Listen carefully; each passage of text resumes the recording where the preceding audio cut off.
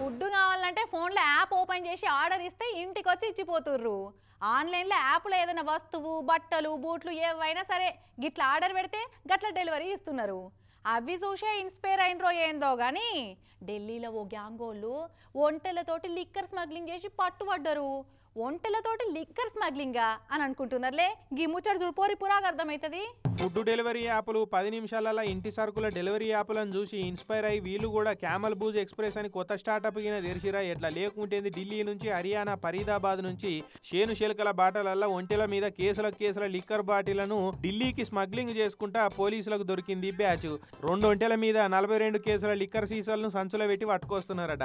పోలీసులకు ఎవరో ఉప్పందిస్తే ఒంటెలను లిక్కర్ డెలివరీ బాయ్స్ లెక్క మార్చి పడేసుడేంద్రా బాబు అని పరిశాన్ అయిపోయారు పోలీసులు. ఆలీబాబా 42 కేసెస్ అని దొరికిన దొంగల ముఠాను పట్టుకొని లోపటేసిరు. ఇప్పుడు ఓనర్లు చెప్పినట్టు లిక్కర్ను మోసుకపోయినందుకు ఒంటెలను కూడా అరెస్ట్ చేసిరు.